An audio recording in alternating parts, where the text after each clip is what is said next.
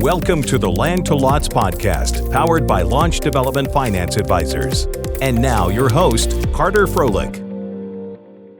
Hello, everybody. It's Carter Froelich, and welcome to the Land to Lots podcast. Over the next few podcasts, I'm going to be doing a deeper exploration of the means by which we break down our clients' financing transactions so that we can best assist them to achieve their financing goals. And the proven process that we use for our clients is called the launch sequence. Some of you may be thinking, well, why should I care about the launch sequence? I can just run out and get an underwriter or financial advisor to do my special district bond sizing and we're done. Don't take this wrong. And we have a lot of great admiration and affection for our underwriting and financial advisor colleagues. However, the underwriters and the financial advisors really take a different view of financing transactions. Yes, they are the ones that run out, meaning the underwriters, and issue the bonds and get the money. And that is ultimately a very, the goal of any types of financing. But underwriters and financial advisors typically work for the bond buyers and then the district and or the jurisdiction, and third for the developer. And we only work for the developers, meaning we are really trying to understand where our client is going, why they want to go there in relation to their business plan. And the special district financing is typically just a small part of a much larger financing structure. What we want to do is, as we're crafting financial strategies, if you will, for our clients, we really want to make sure that we understand, number one, what is our client's business plan? Where do they want to go? What are the challenges that they may be facing that we can help them overcome? What are the opportunities that this development project has and presents in relation to developing this project? And then more importantly, where do they want to go, meaning the developer, from a financial perspective? What is the launch sequence? The launch sequence is a process that we've developed at Launch really over 40 years of working exclusively with land developers, home builders, and commercial mixed-use developers throughout the United States. And with this, we have gleaned a lot of learning experiences. We've worked on over 1,000 different transactions and have issued billions of dollars of bonds with our underwriting colleagues.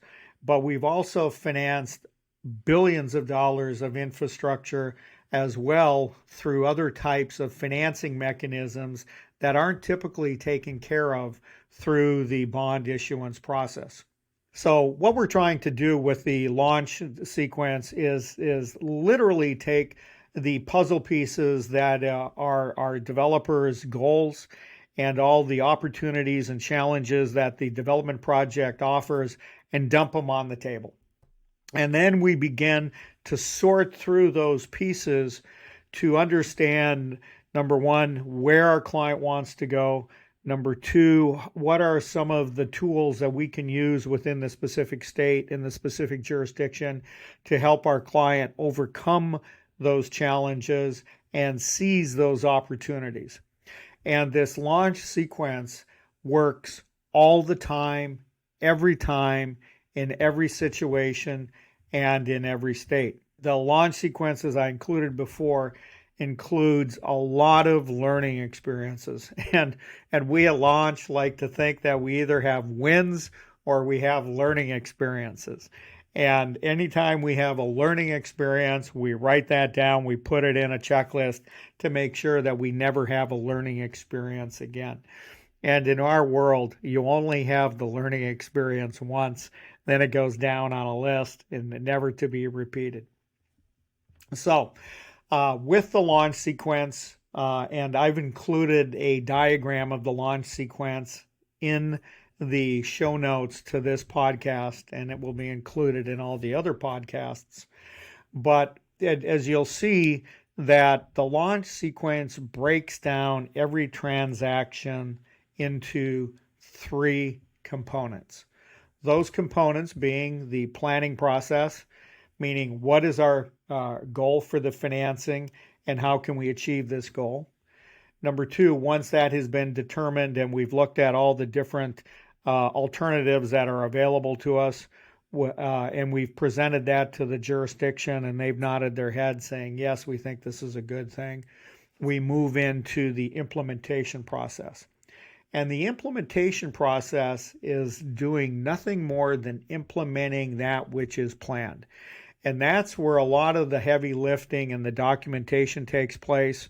And you will be absolutely amazed at how this process can be screwed up, if you will, by not really paying close attention to the documents. And we're going to get into that in more detail when we go through the implementation process. And then once the districts are formed, the agreements are signed, the project is annexed, all of those different things that may or may not occur as part of a transaction. Bonds are issued. Everybody leaves the transaction. The bond attorneys, the underwriters are all gone. And then all of a sudden, the developer is sitting there looking across the table at the district and going, now what do we do? Well, the management process is making sure that our developer clients know what to do next so that they can continue to be reimbursed for their infrastructure that they've financed, that they can issue more bonds, that they're getting their development fee credits, that they're processing their reimbursements, they're doing their continuing disclosure, and in some instances, we're actually even managing the district for them. Once again, the three components of the launch sequence are the planning process, the implementation process, and the management process. So with that, let's jump into what typically happens during the planning process. Once we meet with a client, before we actually even begin talking and getting into the details of the project, the financings that may or may not be available to this project, the thing that we ask is the project vision question to our developers. And the project vision question goes something like this. If we're meeting here, let's say 3 years from today, what has to have happened for you to feel comfortable that you've achieved your goals and that you have been successful in this phase of the project? At that point, we just let our clients talk. What we're really trying to do is understand, number one, what is their business plan? For instance, are they just a fee developer taking a fee for other landowners or investors? Are they investors looking to title the project and set up a district and then flip the project to others? Or are they going to be putting in the off-site, on-site infrastructure and selling super pads or pods, depending upon what part of the country you're in? Or are they actually going to be developing the project out over time, developing finished lots and selling those finished lots and or commercial pads to builders and or commercial users? Or are they not sure? They just want to create flexibility to allow them to take advantages of different changes in the market. So that is one of the key pieces of information we need to understand as to what is their business plan. Also, we want to have an understanding of what they need to do over this 3-year period, meaning have they planned the project? Do they need to plan it? Are they looking for market intelligence in terms of what the builders are what type of builders the lot or what type of lots the builders are looking for? Do they want super pads? Do they want finished lots? What type of entitlements do they have or are they pursuing? Do they have any means of financing, both in terms of debt and equity and or both? Do they have experience with special districts? Are they interested in developing a legacy for themselves or their family? But really, what is their vision for this project?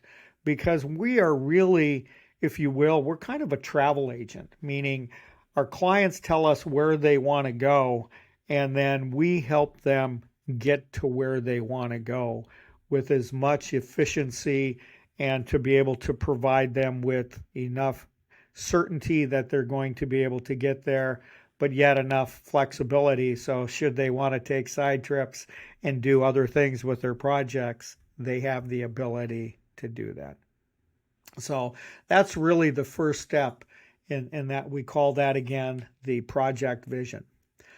The next question we have for our client is, are you IRR driven or are you nominal dollar return driven or multiple driven? And what's the difference between the two?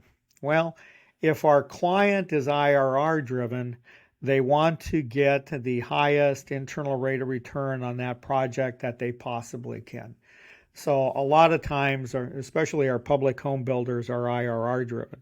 So they want to be able to bring in as much cash and as they possibly can early in the process so that they can increase the amount of IRR that they'll be generating on this project.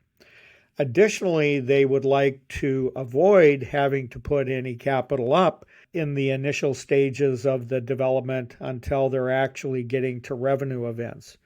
If we're able to do those two things, we're able to influence their internal rate of returns and increase that IRR.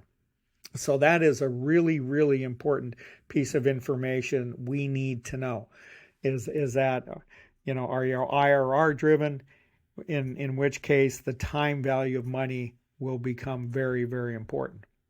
Alternatively, we have some clients that say, hey, I'm not necessarily IRR driven, but at the end of this development period, what we as a group are more interested in is having the biggest number in terms of returns that we could possibly have on this project. We want the largest cash returns, and we are not necessarily concerned about the time value of money.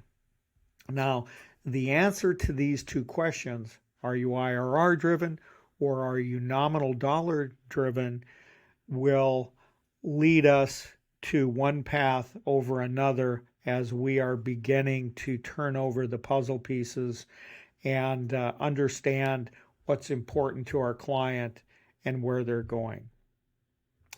So after we have an understanding of the project vision, the return target, which is another defined term that we have within our organization, we then turn to the project DOS conversation.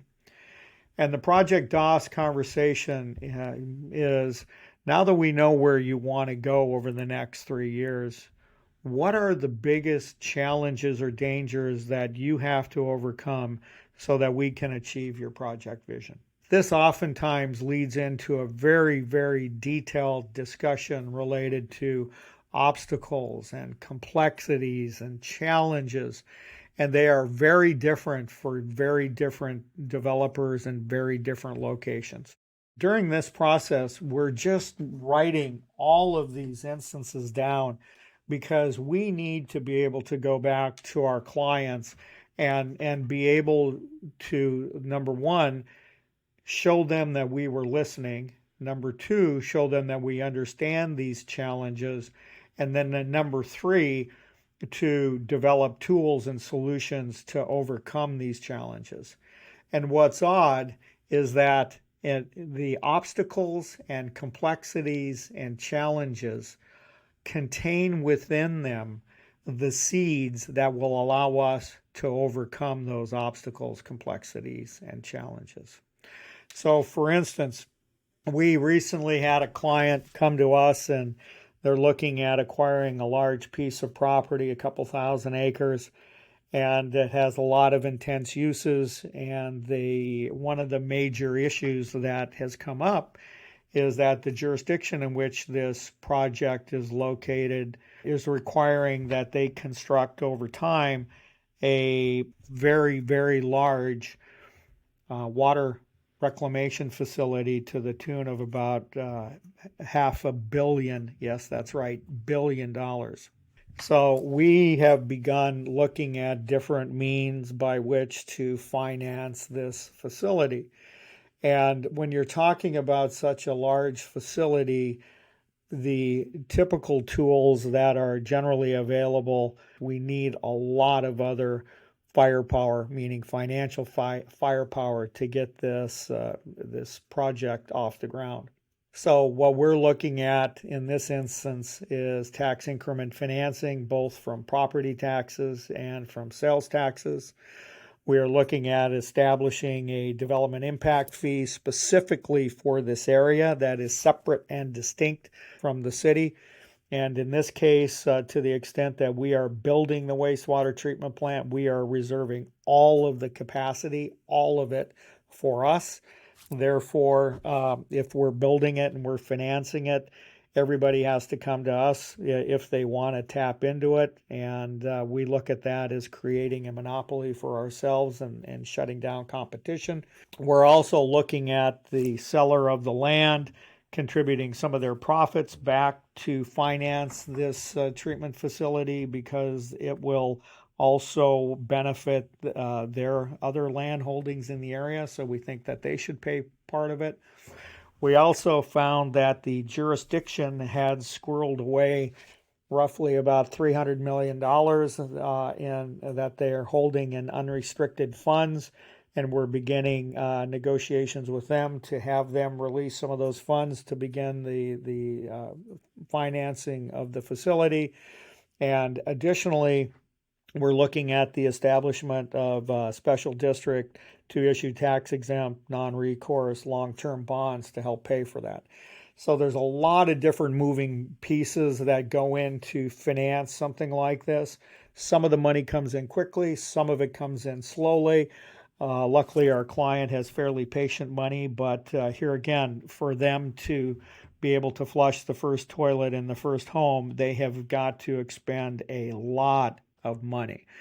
The other thing that we're looking at is how we can build this treatment plant over time so that we can reduce, eliminate, and defer, something that we call the RED analysis, so that we're not expending so many dollars up front, but we're expending those dollars over time. Number one is we need the capacity, and number two, to allow us to not have to expend all of our dollars on construction of the wastewater treatment plant, but to put in other required infrastructure necessary to service this project. So this is just, one way of how we look at, what are the dangers? Well, I got to come up with $500 million. How am I going to do that? And in these instances, if we were just if our client was just running to an FA or an underwriter saying, "Hey, give me a bond sizing," it wouldn't do them any good because we're not solving the problem. Meaning, how do I come up with not only the money for the wastewater treatment plant, but for everything else? And how do I set up these mechanisms so that I can recoup these dollars over time? And how do I protect myself and put my project in a competitive advantage over all other projects in the area? So here again, this is just one example of how we try to add value for our clients and how we look at the world differently. Second of all, we can look at, what are some of the opportunities that we have to capture to help you achieve your goals in this financing. The opportunities that projects have may be, number one, it's located in an area of the city that has a really great school district. Maybe that school district, as an example, has a lot of commercial. Therefore, the property taxes are very, very low. It may be that it has great ingress, egress, and location to employment centers. There's lots of different opportunities that we could look at. For instance, the project could be located in the county, and the city wants the project to be annexed into the city to help with its tax base and help it grow. So one of the things that we may do with that is prepare a fiscal impact of what our project is going to generate if it goes into the city. And why do we do that? Because we want to have an understanding of the revenue that the city is going to collect over time.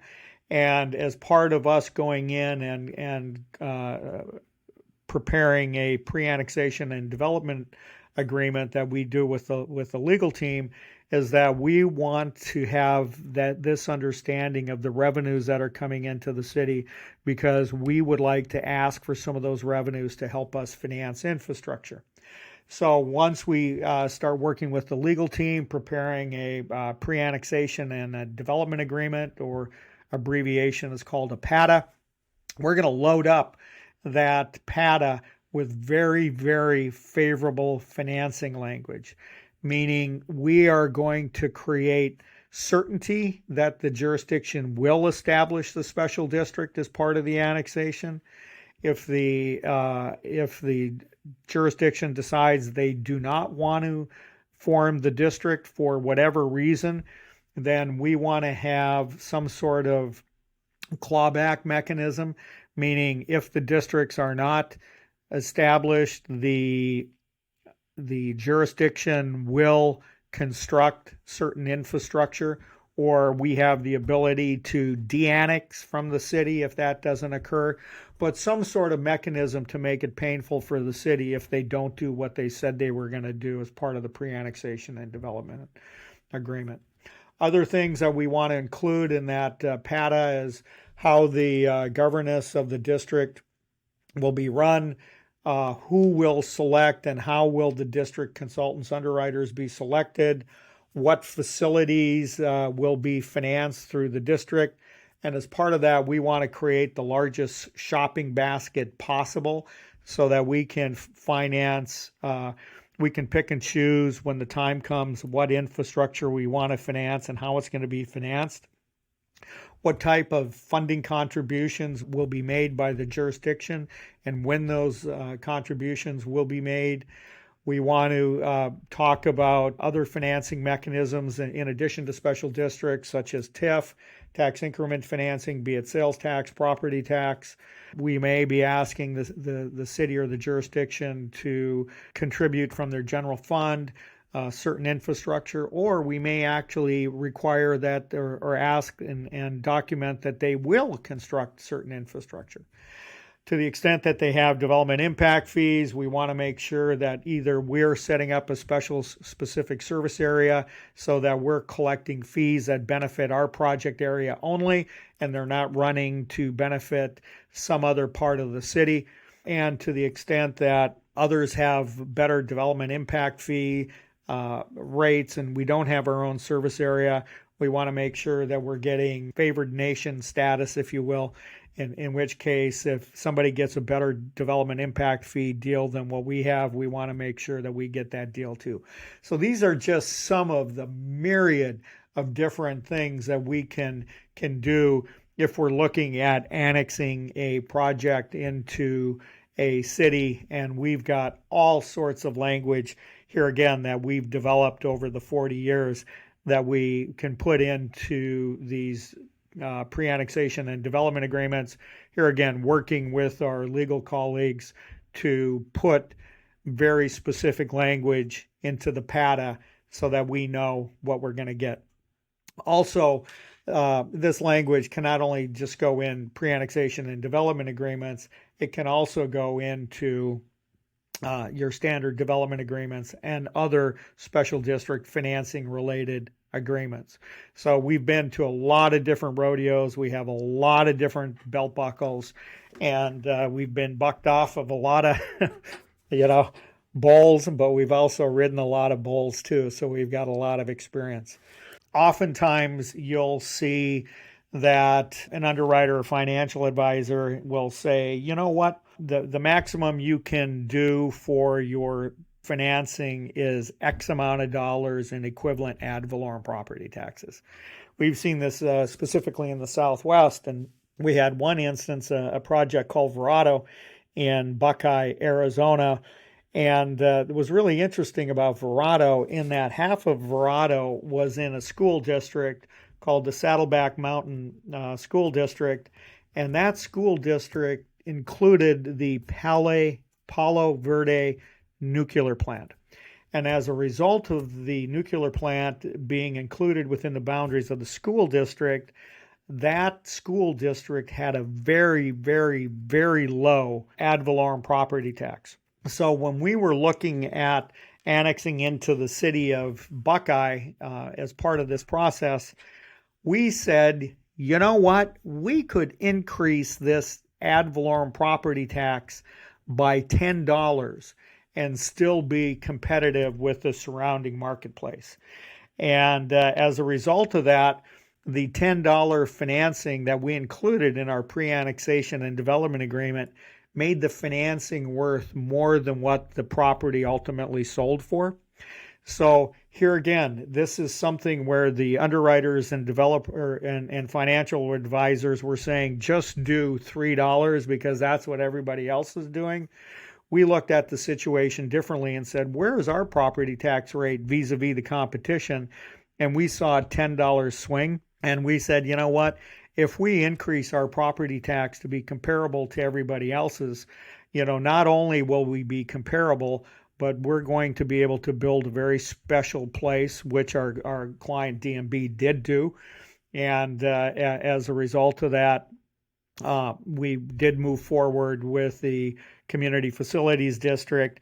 They did not go all the way to $10, although that was included in their annexation agreement. They went up to $7, but it still made a huge, huge impact on the pro forma of our client. The other thing that we take a look at as part of this DOS conversation are the strengths of our client, meaning what are the strengths of your organization that we have to be a part of or that we can assist to reinforce to help you achieve your 3-year goal, 5-year goal, whatever that is.